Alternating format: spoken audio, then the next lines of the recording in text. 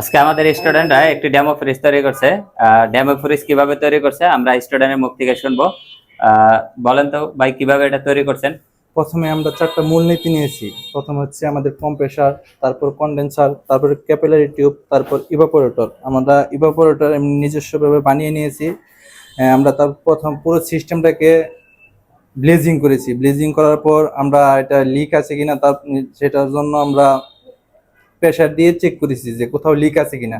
তারপর আমরা ভ্যাকুয়াম করেছি 20 থেকে 30 মিনিট ভ্যাকুয়াম করার পর তারপর আমরা R600 গ্যাস চার্জ করেছি। চার্জ করার পরে আমরা পুরো সিস্টেমটাকে রান করেছি। রান করার পর দেখলাম যে আমাদের সিস্টেমটা চালু হয়েছে এবং বরফ জমে গেছে। বোতল দিয়ে রাখছেন কি কারণে? এটা স্যার ঠান্ডা হওয়ার জন্য। স্যার ঠান্ডা হলে পানি খাবেন? জি স্যার, আমি ঠান্ডা হওয়ার জন্য। আচ্ছা, এই যে কাজগুলা করছেন এটা কি আপনারা নিজের হাতেই করছেন নাকি কেউ করে দিয়েছে? না স্যার, আমি নিজের হাতে। আপনারা কি? আচ্ছা, আমরা এটা কয়দিন ধরে করতেছি? স্যার আমরা আজকে 2 দিন ধরে, গতকালকে করছি, আজকে করতেছি এবং আমরা আরো একদিন করব।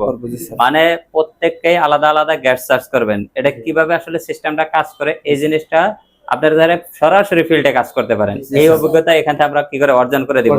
এখন কনফিডেন্স কেমন লাগতেছে? মানে একটা ফ্রিজ যে ঠান্ডা হয় আদৌ, এটা কি বিশ্বাস আসছে? নিজেরাই করতে পারবেন? তাহলে এখানে আপনারা কাজ শিখে কেমন মজা পাইতেছেন এটা বলেন। আলহামদুলিল্লাহ স্যার, অনেক ভালো। তাতে কি কাজ শিখতে পারে স্টুডেন্টরা? আচ্ছা, আপনারা নিজেরাই প্রমাণ। এটা আমি আপনাদের এখানে ইনস্ট্রাকশন দিছি, জাস্ট খালি আমি বসেছিলাম, আপনারা তো কাজ করছেন। আগামীকাল আমার বসে থাকা লাগবে না, আপনারা নিজে নিজে সব সার্চ করে বলবেন যে স্যার গ্যাস আছে, পারবেন তো? জি স্যার, ইনশাআল্লাহ। ইনশাআল্লাহ।